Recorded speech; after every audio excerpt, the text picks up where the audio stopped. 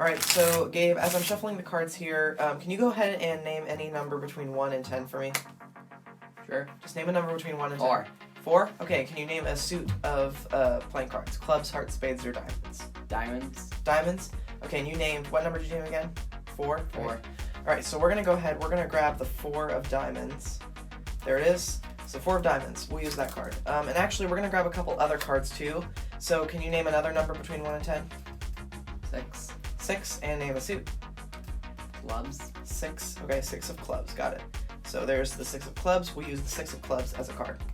We're gonna grab 2 more cards. Just name any number between 1 and 10. Number between 1 and 10. 9. 9, okay, and name any suit. Spades. 9 of spades, okay. So we'll find, there it is, the 9 of spades. And one more, name another number. 3. Suit. 3 of Kings. kings is not a suit game. Oh. Clubs, hearts, spades, or diamonds. Hearts. Alright, you said, what number did you say again? 3. 3 of hearts, okay. So we'll find the 3 of hearts. I don't see, hold on, I think I missed it. I have 3 of diamonds, will that work? Okay. Okay, I can't find the 3 of hearts for some reason. Alright, so anyway, what I'm going to show you, Gabe, is I'm going to show you a demonstration of how magicians are able to influence you in doing a magic trick. So basically, typically when you do a magic trick, you pick a card, right? And in this case, we did it kind of a weird way. But the reality is, Gabe, when magicians pick their cards, they don't always, when you're picking the card, you're actually picking a completely random card, and a magician actually changes it to be the card they want you to pick. Okay, let me demonstrate. Here, you selected 4 completely random cards for me, okay? But I can actually change these to be the cards I want them, okay? So in this case, all I have to do is just take a card, give it a little snap, it actually changes into a king, the king of clubs. Now the cool thing is I can actually then use that same card, can you skip back real quick so the camera can see? I can actually use that same card to change the other cards. See, I can take it with this card, give it a little snap, and that card also changes into a king. But then I can use these 2 cards in the same way, give it a little bit of rub, and you can see they actually all have changed into the 4 kings.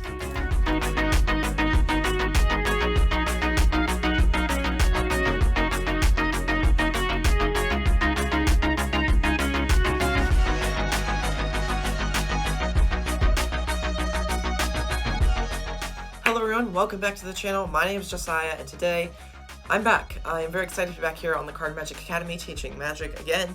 I've been gone for a while and with little interspersed like videos every couple months, but regardless, I am officially on summer break now, so hopefully I'll be able to upload videos more consistently. Hopefully I'll be able to record like some extra videos weeks ahead of time. That way going into the next school year I'll have a head start, so I don't leave you guys hanging for so long again with videos. But I'm very excited to be back with today's trick. Today's trick I'm teaching you comes from Jay Sankey. He created this trick. I kind of changed the presentation just a little bit, but I had a little bit more spectator involvement. But aside from that, it's pretty much the same trick. So the credit for this trick goes to him. And I thought I would teach something pretty simple today. I'm hoping to continue what my plan was before I left YouTube for a while, which is basically to teach you guys some more tricks utilizing stuff that I've taught on the channel previously. I feel like, looking back on my previous videos, I feel like I kept teaching things without really, especially like sleight of hand moves and teaching like card palming and those kinds of things, without really showing you any particular uses for it or any situations where you would actually need to use it. So one of my goals here is to start teaching a lot of card tricks that correlate to things that I've already taught, and so that you can utilize those things in an actual performance environment with a card trick. So yeah, so that's kind of my plan right now. Also, I'm hoping to start uploading some more YouTube shorts. I'm thinking that could be a great way to easily put out videos and kind of get some more engagement and involvement in the channel, because really, I feel like a lot of people are going for those short form videos now, rather than these long form YouTube tutorials, which is great. Obviously I'd like for people to continue watching these, and obviously you guys will, but I thought I'd put some more YouTube shorts out just to maybe offer a different avenue for people to learn magic or to kind of get involved in this channel in some form or fashion. So hopefully you'll see quite a few more YouTube shorts content coming out for me here soon, rather than just strictly like this long form edited YouTube sort of content. But yeah. So I will say real quick before we get into the tutorial that the performance you saw with my brother was a little bit rough. In a couple ways, I didn't really perform it the best. That was, I'm gonna be honest, that was my first take of that trick. I probably should have done other takes, but I decided that I just wanted to be done with it and upload that one take. So yeah, that's the take we have. So it is a little bit of a rough performance, but hopefully it gets the point across of what the trick is kind of supposed to look like, and you'll hear a few tips from me in the tutorial about what you can do to improve the performance of that. But yeah, so without further ado, let's just get into the tutorial. Alright, in this video I will be using the Bicycle Cipher playing cards. I actually got this deck of cards pretty recently, and I actually really love this deck. A little fun fact about this deck of cards, it's actually a puzzle. So I haven't solved the puzzle yet, I haven't actually really even attempted to, but it's actually pretty cool. There's a little puzzle secret hidden here, hidden in this deck. I don't really know what it is, but there is one. So yeah, just a little fun fact about that. If you want to get this deck of cards, as always, I'll leave a link in the description down below if you want to go purchase it for yourself. So, let's run through how to actually do this card trick. So in order to do this card trick, you're going to need to start by grabbing any 4 of a kind you want, or really any 4 cards. So this could be any number of playing cards in the deck. It could just be 4 random playing cards that you want. I recommend you do a 4 of a kind though, that way it's kind of like magical. In this case, I'm using the 4 kings, but you could use the 4 queens, the 4 jacks, the 4 aces, pretty much whatever you want. I will say, however, I would not recommend the aces. I would recommend using a court card, or at least like, for instance, like 9s or something that has a little bit of a busier pattern on it. The reason why is because throughout the trick, there's actually a little bit of a discrepancy that might enable your spectators to be able to figure out how the trick is done. So if the cards are not particularly like memorable, like they're just court cards, then they look each one looks pretty much almost exactly the same. Then it'll let you do the trick a little bit better. But for instance, if you use something like the aces, where each ace is distinctly identifiable, like for instance, the ace of spades looks distinctly different from the others, or if you use a card like with a less busy pattern on it, like a 3 or a 2, you're going to have a harder time with being able to pull off this trick because it might be a little bit more noticeable to your spectators. I don't think it would be that big of a deal. You'll see why in a second, but what you're going to want to do is you're going to want to set it up on the bottom of the deck. This is a little bit of a setup card trick, but that said, this setup, again, it doesn't take long. Basically, you're just going to set up like this. You're just going to take the 4 cards you want, and you're going to put them on the bottom of your deck of cards just like this. Super simple. This is a setup you could do on the fly anywhere. If you know how to cull cards, you could use that to do this. But basically, you're just going to set them up like this. I like to set them up in with the 2 pairs next to each other. That way, I just think it looks nicer later in the trick, but it really doesn't matter. You just set them up like this. Okay, and you're ready to go for your trick. So at the beginning of the trick, you can take the deck of cards out and you can shuffle it whatever you want, as long as whatever shuffle you do retains that bottom stack of cards. So when I'm doing a riffle shuffle, I like to just riffle off the bottom couple of cards and then do the rest of the deck. That way I retain that stack of cards on bottom. And then I also did a false cut that I have actually taught in another video, which I'll link down below and also up here if you want to check that out for yourself. So basically, once you shuffle the deck, once you've cut it, once you've done everything you need to do, as long as you retain that stack on bottom again, you're going to begin the trick. And as you're doing that, you can ask your spectator to name a number and a suit. Now basically what you need is 4 random cards. You can pull out any 4 random cards yourself. I like to have the spectator be involved in it, but instead of just saying name a playing card, because they could name one of your 4, I like to say name a number, so they name a number and then a suit. Okay, and by doing this, since I'm using a court card anyway, it eliminates any possibility of them naming that card, one of the cards that I'm going to pull out, or one of the cards it's going to transform into at the end, sorry, while also having them be able to choose a random card. Now that being said, the performance you saw with my brother was a little bit rough in terms of how it actually should be presented. When you're actually presenting the trick in real life, I recommend you start the trick by talking about how magicians can change cards and how when you pick a card, it's actually the magician is actually transforming it into a card they want to choose. I would recommend you start the trick like that. I wouldn't recommend you dive straight into it. I did in the performance because on camera, I completely forgot what I was talking about and I just dove straight in without even bothering to set it up properly. So it was a little bit of a rough performance, but I recommend you talk about that first before you get into this part. That way you can kind of set up later when you transform the cards. But anyway, that was just a quick side note. You're going to have them name any random whatever. So let's say they name 4 and diamond. So you're going to go through, you're going to find the 4 of diamonds in the deck. And make sure when you're spreading it out, try to keep it invisible to them. You can tilt it toward yourself a little bit, which I think I did just out of habit in the performance. But just make sure you spread through, you find the 4 diamonds. Whenever you find it, there it is. You're going to up jog it, and now you're going to perform a move called topper.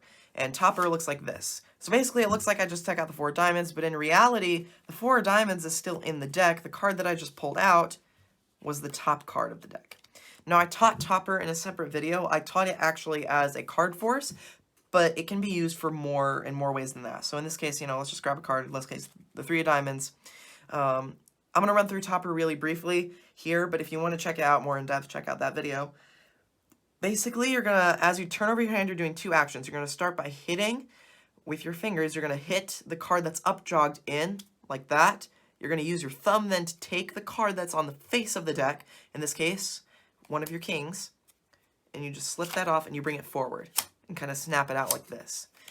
Okay, it's 2 actions. Don't mistake it for being 1 action. I think I might have said that in that video. It's not 1 action. You can't do both things at once. You're doing them as 2 separate actions. You're hitting in and bringing forward, and you're doing that at very fast speed like this. And you're doing that as you turn your hand over, so under the cover of turning your hand over, they don't see that you're actually hitting a card in and taking it out. To the spectator, it just kind of looks like you're taking out the card like that. But in reality, you are hitting the card in and taking it out and setting it down like that. Okay, so that's topper. You just grab a card, you perform the topper move like that, you set it down. It looks to the spectator like you took out their card, but in reality, it's your card. And one quick note about topper, make sure you add the little snap here, because that's a major selling point. Because if you were to actually take that card out of the deck, it'd make a little sound as you took it out. So by just kind of imitating that with the card gliding off the top is just a little extra thing. So you set it down. Now you ask the spectator to say it again. One note I have is in between each time you do this, make sure you have your hand tilted toward yourself. And you can even do like some false cuts or something, just to make it look like you're mixing up the deck and you're just arbitrarily messing with the deck. So that then when you tilt your hand over, it's obviously a different card on the face than what was just set down.